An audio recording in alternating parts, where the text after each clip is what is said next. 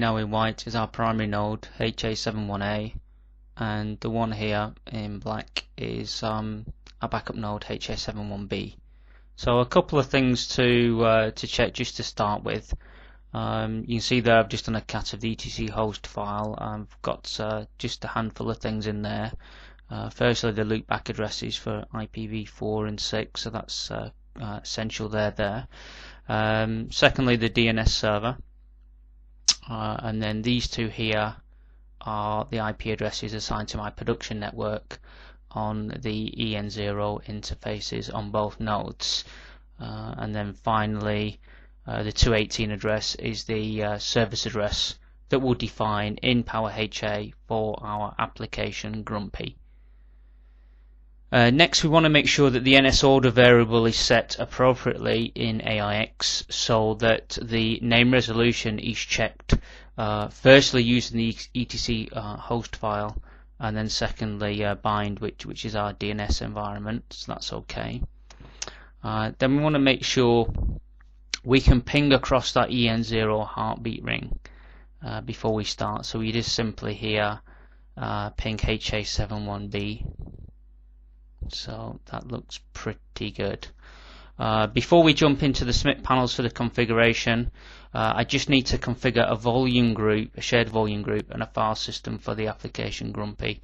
So I've got a bunch of commands here, and I'm just going to run them.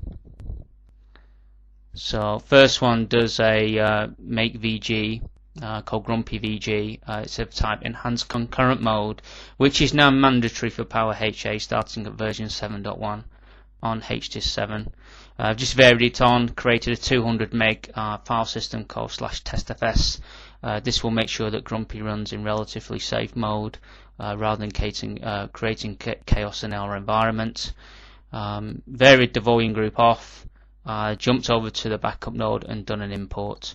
So if we just have a look on the backup and do an LSPV, you'll see there I've got Grumpy volume group defined. And it's on 783F, which is the PVID of the shared LAN. So if we just check that, there we go. So 783F and Grumpy VG. So that looks pretty good. Now we can jump into SMIT panels. The product got renamed at 7.1 to PowerHA System Mirror, which is quite a mouthful. There's a new fast path, which is SMIT Sys Mirror. There we go. I don't particularly like that myself personally, but don't worry, HACMP works just fine. One of the great things IBM have done at this level is they have done a wonderful job at cleaning up the SMIT panels. So I've just dragged in the blue background putty panel here, shows 6.1. So 6.1 here we have simple configuration, slightly more complex extended config, CSPOC for change management, and PD. Hopefully we're not in there when things go wrong. Slight differences at 7.1. I would say if you want a quick one-to-one comparison, cluster nodes and networks and applications and resources are the simple configuration. Custom cluster configuration is more towards the extended view, and CSPOC and PD remain the same. So if we want to basically start by creating our cluster, so we jump in here, just go into initial cluster setup and set up a cluster. There it defaults a name, so we don't want to use that. I'm going to call my cluster Grumpy Cluster, and just add all the nodes, all the AIX nodes that want to take part in that cluster.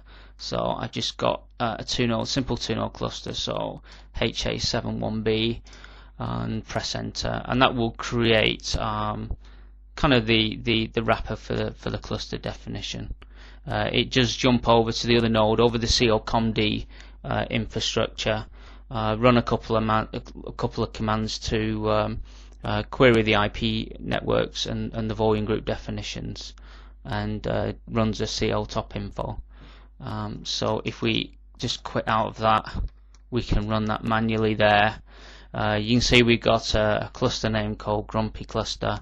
It's using standard authentication. We haven't got a VPN. We're not using any message encryption or VPN communications. We don't have a repository disk, so this is for your cluster aware AIX. We'll add that next. And we've got two node definitions here, so 71A, 71B, with one Ethernet network, net Ether 01, with the relevant IP addresses defined. So that was pretty simple. Let's jump back in, same path, and then this time we'll add a repository disk. So I'm going to use HDisk6 and press enter. So that's our topology done. Then simply we can come into cluster applications and resources, and we're going to define our application controller, which specifies how to start and stop Grumpy, and our resource group. So let's just start by adding our application controller. These were called application servers in previous versions, so give it a name. So I'm going to call it Grumpy app, and then the stop start scripts, so miner and user local Grumpy, it's called Grumpy start with the test FS file system we just created, and then the stop is user local Grumpy stop, like so. Next I want to add the service address for Grumpy, so we can just F4 select list etc host file and just select the service address. So that's as so. And then final step here is to add the resource group, so give it a name. This is just a logical wrapper for our application, and then the nodes. So again, you can F4 select these from the SMIT panel, and it's in order of priority. So by selecting HA71A first, this is the highest priority node, and B is the backup. You've got three policies: how to start up, how to fall over, and how to fall back. So I'm going to pick the default for startup, which is on home node, highest priority node. I'm also going to keep the default for the fallover, which is just simpler to the next one in the list. And then the fallback, the default is to fallback, and that's generally never a good idea because falling back will cause another outage. It's always best to set never fallback, and you decide as a system administrator when you want to move the application back to the home node. So that creates the logical wrapper, and then the final thing we do here is just basically add the three most common things into the resource group, which is the service address, the application controller, and the volume group. And that is pretty much our configuration done. Just do a quick CL top info, and then now we can see the service address has been defined and the resource group is defined. If you want to see a little bit more information about that resource group, you can just use the CL showres command, and that will give you all the attributes in a very detailed listing of that resource group. And that's the configuration complete. So if we sheet back into SMIT HACMP, the final thing to do is just to synchronize the configuration over to the other node in the cluster, and this operation takes a couple of minutes. If it's a new cluster like the one we're just creating now, the CAA infrastructure is also created.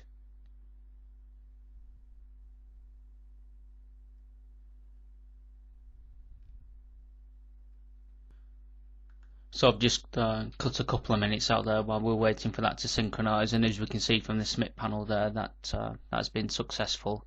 If we just check things, if you jump back over to the backup node, do a topology listing, so our configuration has come over fine. also as well, what you can do is you can do an LSPV listing, and you can see there that our HDIS6, which was the LUN we picked for the CAA repository disk, has now been renamed to CAA Private 0, and we've got a CAA VG Private volume group being created. This is just like any normal sort of AIX volume groups. You can have a look at it. You can list the logical volumes that are on it. Don't change the configuration of this disk though. That is purely for AIX and for PowerHA's use. Right, okay, well that's the configuration completed. Hopefully you found that useful.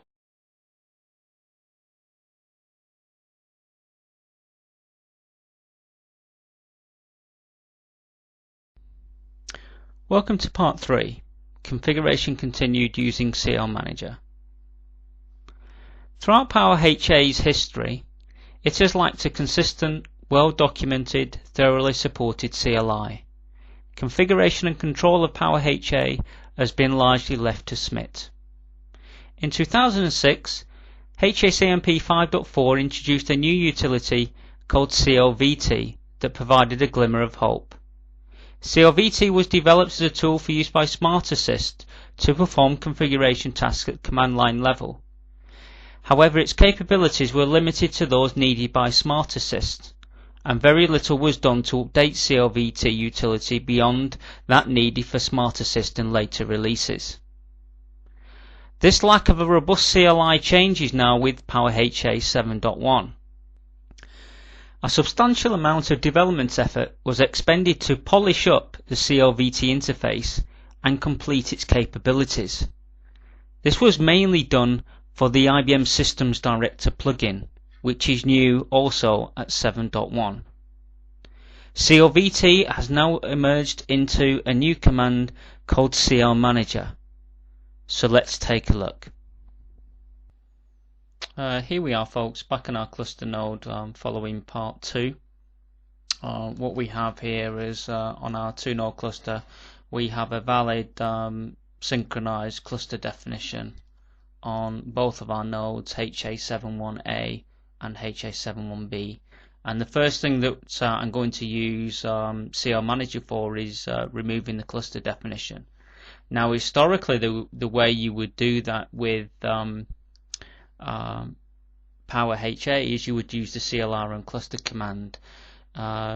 Now you got to be careful with version 7.1 because what CLRM cluster does is just basically blow away the PowerHA ODM definitions, and it does that exactly the same way in 7.1 as it did in previous versions. So what you have if we were to execute that command is it removes the PowerHA cluster but leaves the CAA cluster intact. So it just makes it a little bit more messy to go and poke around with RM cluster commands to go and clean up CAA. So the easiest way to do that is to clean up both at the same time, and use CL Manager to do that with RM cluster nodes equal all, and just answer yes, and that just takes a couple of seconds and cleans up the cluster configuration.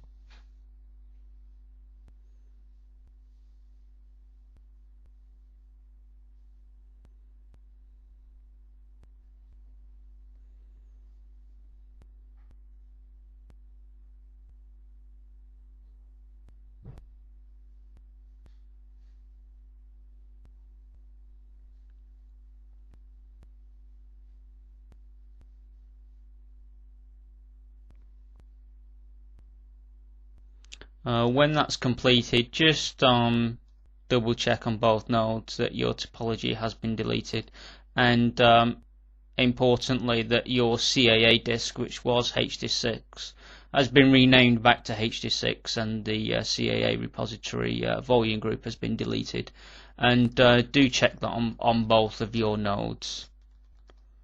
So that looks pretty good, and CL Manager has cleaned up the cluster configuration. So what I would like to do is, in part 2 we saw the configuration using SMIT, and what I've done now is I've written a script, clmanager.sh, that does exactly the same thing that I did in part 2, but just part of a simple script. So here that we have CL Manager add cluster. It creates the cluster Grumpy cluster with the repository disks 86 on nodes A and B. We add the service address to the network, Grumpy serve. We add the application controller using the Grumpy stop and start scripts. We add the resource group with nodes HA71A and HA71B with A as the highest priority. The policies there, it uses these acronyms. So I know perfectly well that OHN means online on home node only, on fallback to the next priority node, and fall over to the next priority node and never fall back. If you want to see the acronyms for all the other options you've got, just simply check the PowerHA documentation. And then we add the 3 simple things into the resource group, which is the service address, the application controller, and the volume group. Once we've done that, we can sync the cluster, and then one cluster synced, we can start the cluster on both nodes with CL Manager start cluster command. One of the things that I actually wanted to do, in fact, I'm just going to edit this script, and the final command here, the CL add application monitor. Unfortunately, I discovered a bug in this release, 7.1 Service Pack 3, which actually this command actually fails. So I just went back up here and did it the older style way. So this is the version 5 and version 6 command. So hopefully at some point development will pick up on that, or somebody will raise a PMR, and development will go and fix that. So I'm just going to add the monitor to DD and paste that, so we can add the monitor after the before the synchronization. And then to configure the cluster, it's just a simple matter of running the script.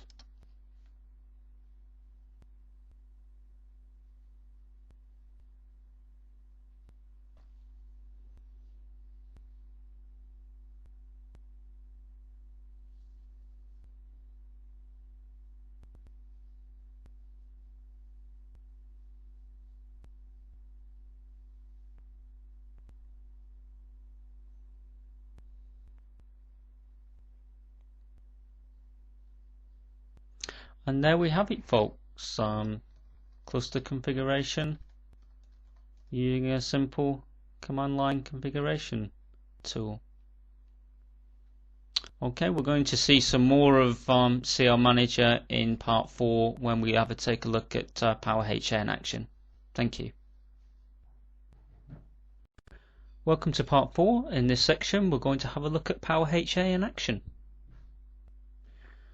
Well, the first thing we're going to do here is start the cluster, and we do that from CSPOC services, start cluster services, and we're going to start cluster services on all nodes in the cluster.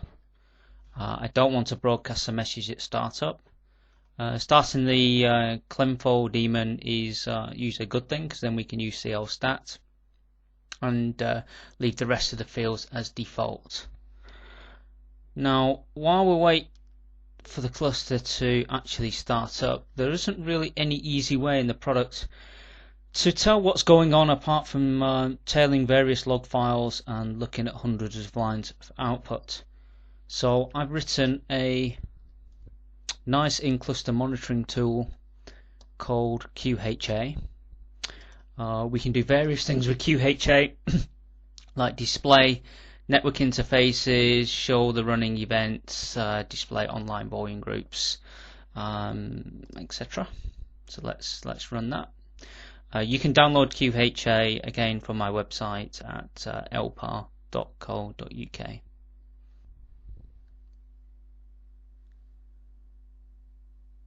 So as you can see there, the internal state of the cluster manager is changing. We're running some recovery programs. We're running the application start script. Nodes are coming up. Resource groups online. The IP address has been aliased onto EN0, and the volume group has Grumpy VG has been varied on. So that looks good. And the second node is just coming up, and the cluster is just stabilizing. Right, so that looks pretty good. ST stable means that the cluster is stable and everything's good.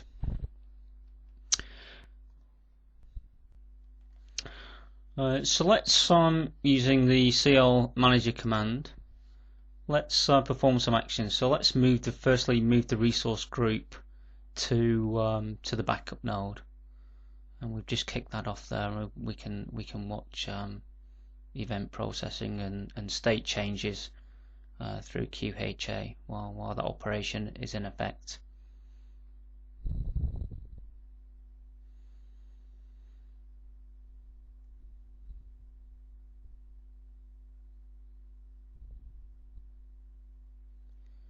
The resource groups were acquired by the backup node. The IP addresses come online.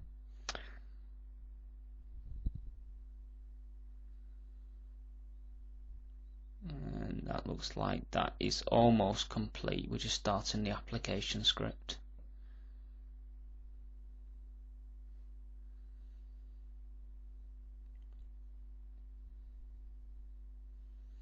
And that looks pretty good. So that's moved to the backup node. Right, okay, and while we're running successfully on the backup, let's perform a simulated crash. So let's just crash the backup node by rebooting it.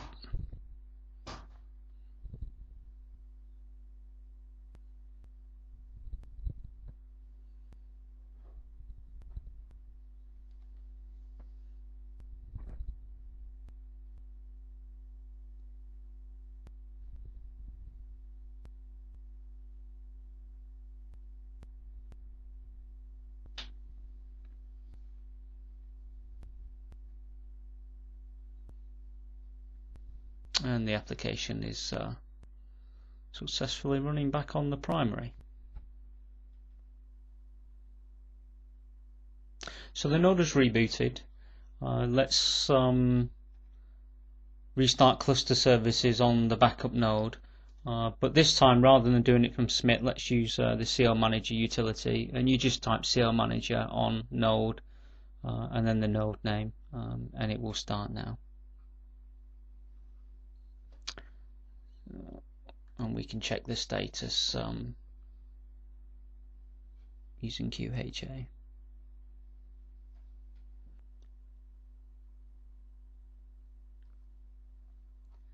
So the node's joining the cluster.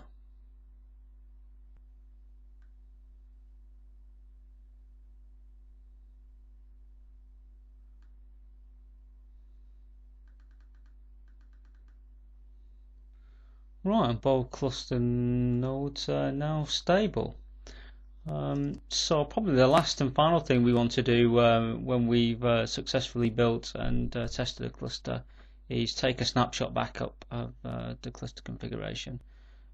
So we can do that from SMIT, or we can simply do it from CL Manager, and we can make snapshot, the name of the snapshot, and a simple description. So we'd call it my cluster backup.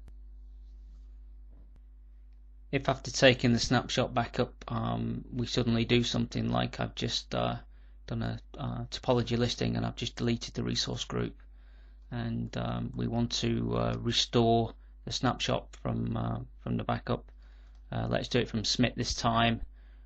So we jump into cluster nodes and networks, manage the cluster, and then we find snapshot configurations, and we can just restore the cluster config from a snapshot. Pick the snapshot that we just created and apply it to the running cluster.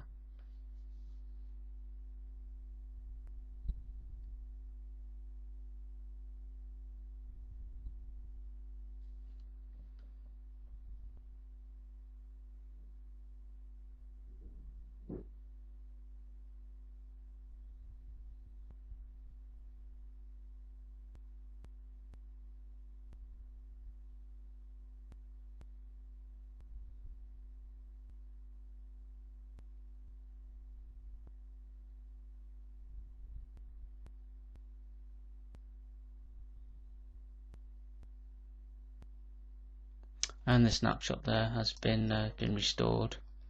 So if we look at our topology configuration, you'll see our resource group is now back.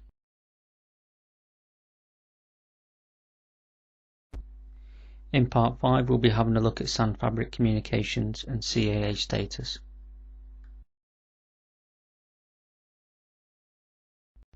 Welcome to part 5, Fiber Channel Communications. In parts 2 and 3, when we looked at configuration of the cluster, you have noticed now there is no configuration of a non-IP based network. This is because now in version 7.1, SAN based fiber channel communications are configured outside of the cluster in AIX or the virtual I/O server. So here I've actually logged into the virtual I/O. I've just switched to the root user. And we're going to have a look at, I'm just going to show you the attributes of one of my fiber channel adapters. Now the key to enable SAN based communications is to switch this target mode enabled attribute to yes from the default, which is no. And also if you read the CAA manuals, we have to change the fscsi device. We have to enable dynamic trunk to yes and error recovery to fast fail.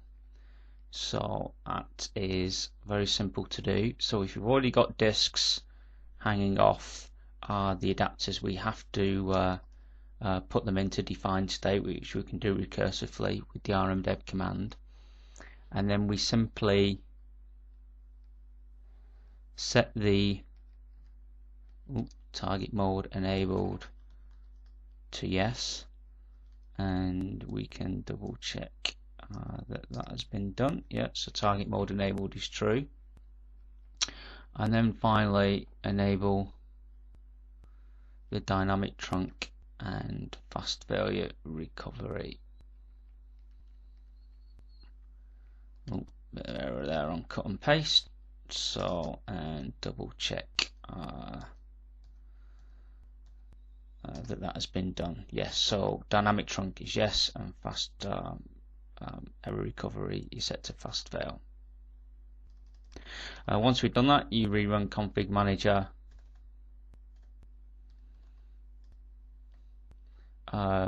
You'd remap the LUNs to the virtual clients. And that is done. Just set up the VLAN 3358, and you just simply do that on the HMC. So just create a virtual adapter on both the virtual I/O server and the clients, and then that is done.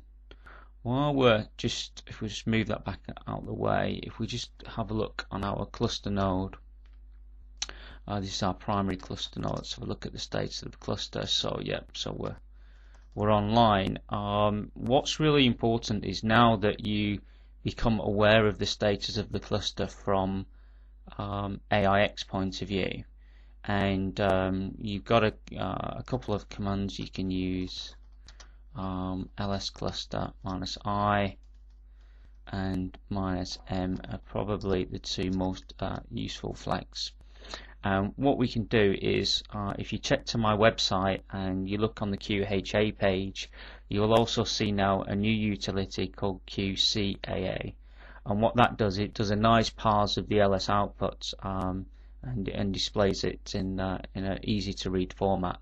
So we can see there straight at the top, we can see the multicast address, which clusterware AIX uses now instead of RSCT topology services, and the cluster repository disk.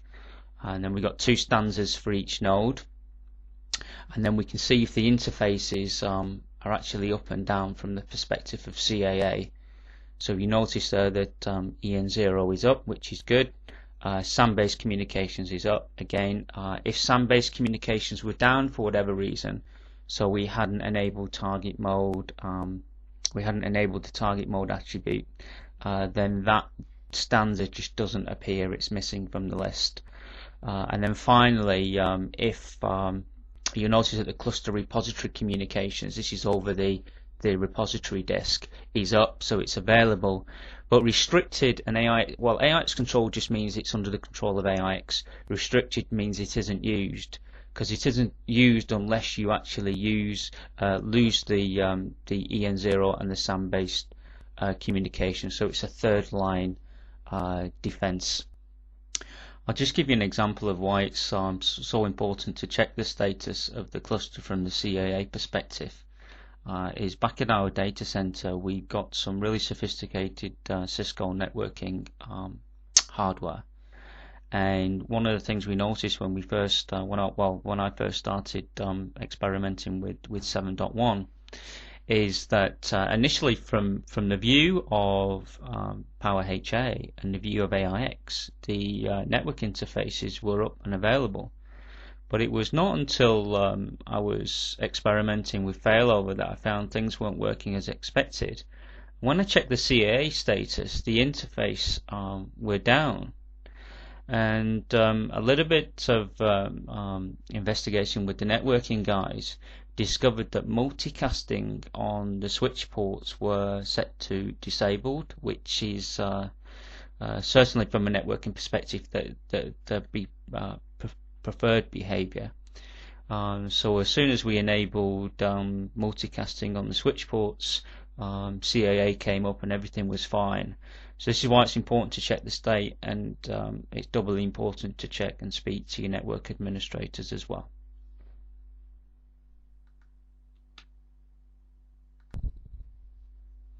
Welcome to Part 6, Application Monitoring. Application monitoring allows PowerHA to monitor your applications. It's optional, but it's highly recommended.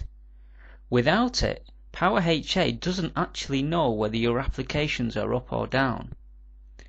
In order to ensure that event processing does not hang due to failures in your scripts and to prevent hold-up during event processing, PowerHA has always started the application in the background. There's no wait or error checking, and in multi-tiered environments there's no easy way to ensure that the applications of higher layers have been started.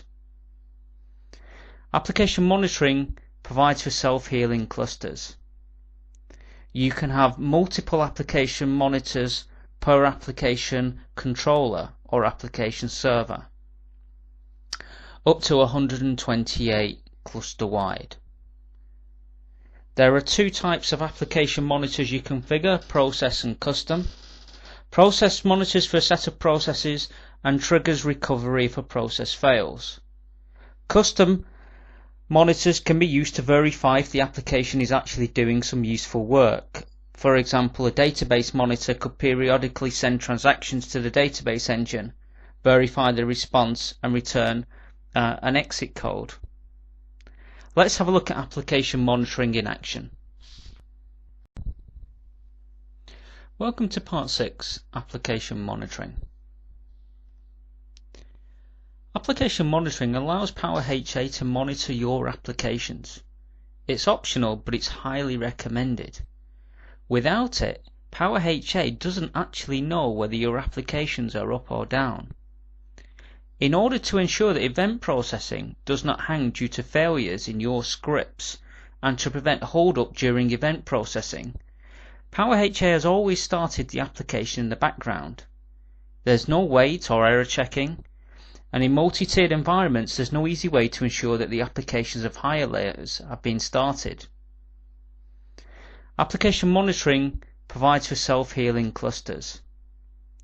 You can have multiple application monitors per application controller or application server, up to 128 cluster wide. There are two types of application monitors you configure: process and custom. Process monitors for a set of processes and triggers recovery if a process fails. Custom monitors can be used to verify if the application is actually doing some useful work. For example, a database monitor could periodically send transactions to the database engine, verify the response, and return an exit code. Let's have a look at application monitoring in action. Here's a nice simple example to prove the usefulness of application monitoring. Here we're looking at a cluster status on our primary node HA71A. The Grumpy resource group is online. But let's take a closer look. If we're to CD into the testfs file system, which Grumpy writes logs to, let's just tail the Grumpy log. We can see here it came up at 1427. I started writing some happy logs and then failed at 1428. So the application's down. Yet the cluster status is saying the resource group is available. So what can we do? Well, we're going to add an application monitor. So I'll go into cluster applications and resources, user applications, application monitors. We're going to actually add a custom monitor because I've actually written a check script that just returns whether Grumpy is actually running or not. So I'm going to add a monitor and I'm going to call it Grumpy App Mon. I always think it's useful if you're debugging in log files to give the monitor a different name to the application controller. There are three possible types, so you can just have a monitor to specify whether the application started, or just a repeat monitor to check whether it's continuously running, or both. So I'm going to have my monitor do both. Monitor method is the check script, so use a local grumpy check is my script. And the monitor interval is the repeat time. So I'm going to say run every 10 seconds. Hung monitor signal we can leave default. This is if Grumpy check was to hang, the system would well by default issues a kill -9. Stabilization period I'm going to have as 10 seconds. This is really the key in the process because it's the differentiating time between the startup and the long running. So what will happen in this case is the application start script will be invoked as a background process. PowerHA will wait 10 seconds and then run the start script or run the Grumpy check script to see whether the application has started. If it started successfully, then it will wait another 10 seconds and run Grumpy check again, and then continuously run Grumpy check every 10 seconds. Restart count is the number of times PowerHA will attempt to stop and start the application on the node before doing something. Doing something can be just notify, which will send output to the console and write output into the logs, or we can do something maybe a little bit more meaningful than that and actually fall over to the next node in the list. The restart interval will be calculated automatically. It's the amount of time if the application was to fail sometimes, the restart count actually gets decremented. So the restart interval is the period of time when it actually resets the counter back to 5.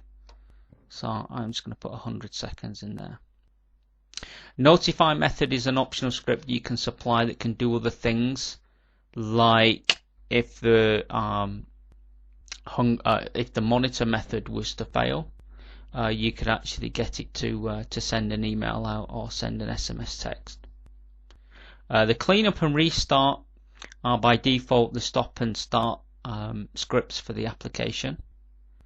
So you can specify slightly different ones. The reason why it differentiates between stop, start to cleanup and restart is that your cleanup and restart scripts might be different. You might actually do some extra checking and processing. So I know that when Grumpy's dead that it is truly dead, so I'm going to delete the cleanup script, and the restart method there is just fine. It's just a normal start script. So let's add that monitor. So once the monitor is added, we need to sync the cluster, so we can use CO Manager to do that. So CO Manager sync cluster.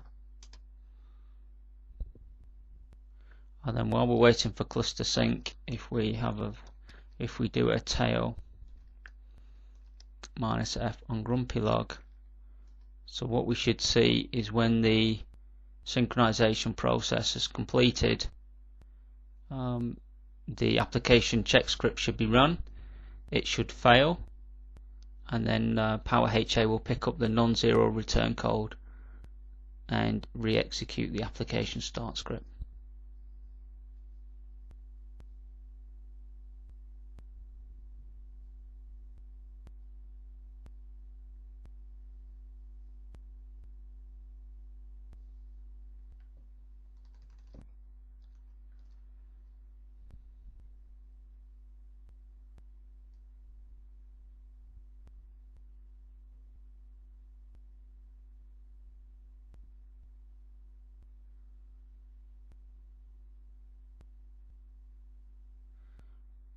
And there we have it, folks.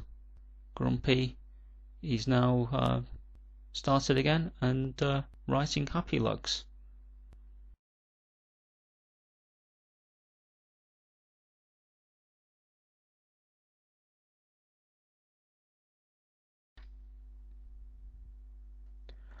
So we just checked back a few minutes later, and as you can see, Grumpy keeps failing, and application monitoring continues to re-invoke the application to keep it highly available.